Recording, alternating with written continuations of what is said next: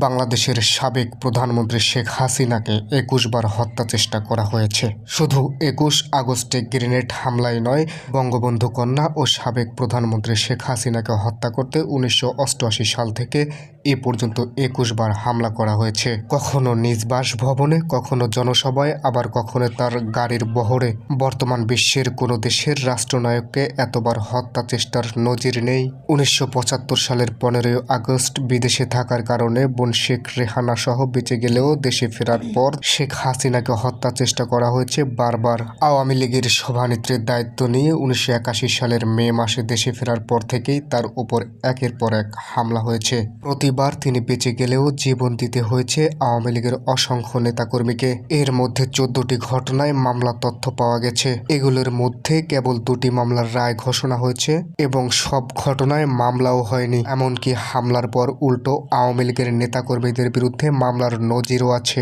গোপালগঞ্জের কোটালীপাড়ায় বোমা পুঁতে শেখ হাসিনাকে হত্যার চেষ্টার ঘটনায় বিশেষ ক্ষমতা আইনের মামলায় ১০ জনকে মৃত্যুদণ্ড দেওয়া হয়েছিল এবং একজনার যাবজ্জীবন ও ৩ জনের ১৪ বছর করে সশ্রম কারাদণ্ডের আদেশ দিয়েছিল ঢাকা দ্রুত বিচার ট্রাইব্যুনাল ২। রাজনীতির বিশ্লেষকরা মনে করেন, সর্বকালের শ্রেষ্ঠ বাঙালি ও জাতির জনক বঙ্গবন্ধু শেখ মুজিবুর রহমানের কন্যাকে বারবার হত্যার চেষ্টা ও ষড়যন্ত্র করে আসছে অপশক্তি। ৭১-এর পরাজিত শক্তি, ৭৫-এর ঘাতক ও দেশি বিদেশি মৌলবাদী গোষ্ঠী তাকে হত্যার মধ্য দিয়ে মুক্তিযুদ্ধের চেতনাকে চিরতরে নিশ্চিহ্ন করতে চায়। পরাজিত শক্তি অসাম্প্রদায়িক বাংলাদেশকে মুছে দিতে চায়। এ সময় অধ্যাপক ডাক্তার মুনতাসির মামুন বলেন, শেখ হাসিনা ক্ষমতায় আসীন হয়ে পিতার অসমাপ্ত কাজ সম্পন্ন করতে চেয়েছেন। সাম্প্রদায়িক রাষ্ট্রের ভিত্তি প্রতিষ্ঠা করতে চাচ্ছেন, যাতে জাতি ঐক্যবদ্ধ হয়। মুক্তিযুদ্ধের পক্ষে যিনি নেতৃত্ব দিচ্ছেন তাকেই বারবার হত্যার চেষ্টা নেওয়া হয়েছে।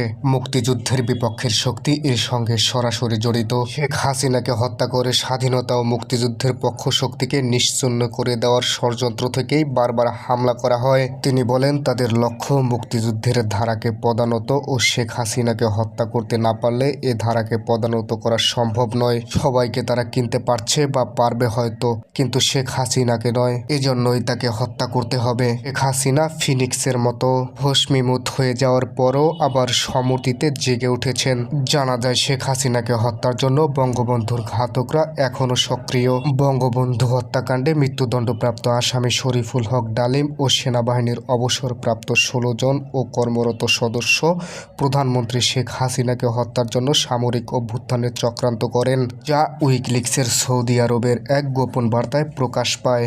হংকংয়ে বসবাসরত বাংলাদেশি ব্যবসায়ী ইশরাক আহমেদ এই পরিকল্পনায় অর্থায়ন করেন বলে গোপন বার্তায় উল্লেখ করা হয়েছে। শেখ হাসিনা ২০০৪ সালের আওয়ামী লীগের সন্ত্রাস বিরোধী সমাবেশে ভয়েল গ্রেনেড হামলার মূল টার্গেট ছিলেন। সেদিন ভাগ্যক্রমে প্রাণে বেঁচে গেলেও তার কান ও চোখ মারাত্মক ক্ষতিগ্রস্ত হয়। এখনও কান ও চোখের পীড়া থেকে পুরোপুরি মুক্ত হননি শেখ হাসিনা। তিনি প্রথমবার হামলার শিকার হন ১৯৮৮ সালের ২৪ জানুয়ারি চট্টগ্রামে। লালদিঘি ময়দানের ৮ দলীয় জোটের মিছিলে তাকে হত্যায় পুলিশ ও বিডিআর গুলিবর্ষণ করে। এতে ৭ জন নিহত ও গুরুতর আহত হন ৫৪ জন। ১৯৮৯ সালের ১১ই আগস্ট রাতে বঙ্গবন্ধুর খুনি ফারুক রশিদের ফ্রিডম পার্টির একদল সশস্ত্র সন্ত্রাসী বঙ্গবন্ধুর ধানমন্ডির ৩২ নম্বরের বাসভবনে গুলিবর্ষণ ও গ্রেনেড হামলা চালায়। ১৯৯১ সালের ১১ই সেপ্টেম্বর টুঙ্গিপাড়া থেকে ঢাকায় ফিরে গিরিচেন রোডের কাছে ধানমন্ডি স্কুলের উপনির্বাচনের ভোট দেওয়ার পর গিরিচেন রোড পরিবার পরিকল্পনা কেন্দ্রে ভোটের পরিস্থিতি দেখতে যান।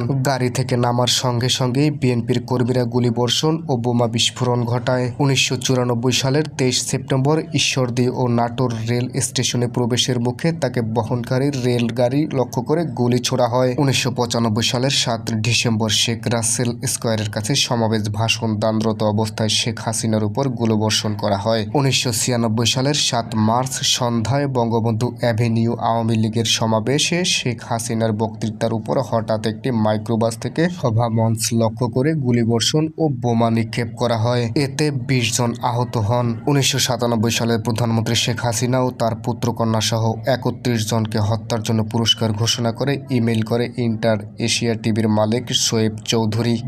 সালের 20 জুলাই গোপালগঞ্জের কোটালীপাড়ার জনসভা স্থলের কাছে হেলিপ্যাডের কাছে ৭৬ কেজি ওজনের বোমা পুঁতে রেখেছিল। ঘটনাস্থলের কাছে শেখ লুৎফর রহমান ডিগ্রি কলেজের মাঠের এক সভায় প্রধানমন্ত্রীর বক্তব্য রাখার কথা ছিল। 2001 সালের 29 মে খুলনার রূপসা সেতুর কাজ উদ্বোধন করতে যাওয়ার কথা ছিল তৎকালীন প্রধানমন্ত্রী শেখ হাসিনার।